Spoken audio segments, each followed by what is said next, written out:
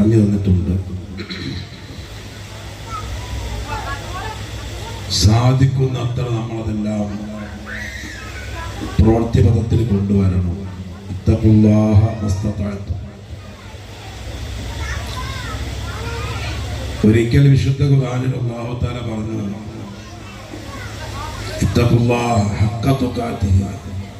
അല്ലാഹു തആലയെ സൂക്ഷിക്കേണ്ട രൂപത്തിൽ, ഭയപ്പെടേണ്ട രൂപത്തിൽ നിങ്ങൾ ഭക്തരും വിനയമുള്ളവരും ഭക്തിയുള്ളവരും ആകണം. സഹാബത്ത് ചോദിച്ചു, നബിയെ സാധിക്കുമോ? അല്ലാഹു തആല ഉദ്ദേശിക്കുന്ന രൂപത്തിലുള്ള ഹഖ്ക തുഖാതിഹി എന്ന രൂപത്തിൽ അനുസരിക്കാനും ബഹുമാനിക്കാനും ഇബാദത്ത് ചെയ്യാനും അച്ചടക്കത്തോട് ജീവിക്കാനും സാധിക്കുമോ തങ്ങളെ?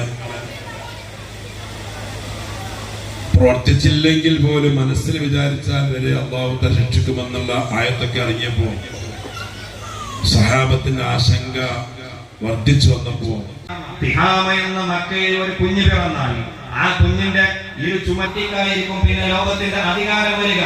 അബ്ദുൽ മുത്തലിബെ, നിങ്ങൾക്ക് സന്തോഷിക്കാം, ആ കുട്ടി നിങ്ങൾ അബ്ദുൽ മുത്തലിബ് എന്ന നബി തങ്ങളുടെ ഉപ്പാപ്പക്ക് വിവരിച്ചു കൊടുക്കുകയാണ്. മാത്രമല്ല കുഞ്ഞ് നിങ്ങളുടെ തിഹാമയിൽ മക്കയിൽ ജനിച്ചിട്ടുണ്ടോ? പ്രസവം കഴിഞ്ഞ് കൂടുതൽ കാലം ജീവിക്കാതെ ഉമ്മയും മരണപ്പെട്ടു പോകും. നിങ്ങളായിരിക്കും.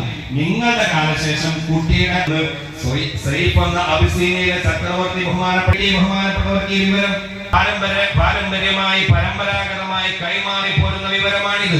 അറിയപ്പെടാറുണ്ടായിരുന്നു. ഹാഷിം എന്നവർ തന്റെ കച്ചവടത്തിന് വേണ്ടി നമ്മുടെ മുസ്ലിം സഹോദരങ്ങൾ മുസ്ലിമായതിന്റെ പേരിൽ പീഡനമനുഭവമായി മോചനം നൽകി അനുഗ്രഹിക്കുമാറാവട്ടെ. ഈ ഹാഷിം എന്നവരുടെ സഹോദരനാണ് മുത്തലിബ്. ഇങ്ങനെ 4 ആളാണ് ഉണ്ടായിരുന്നത്. ഹാഷിം എന്നവരാണ് നബി തങ്ങളുടെ യാത്ര പോവുകയാണ്. മദീന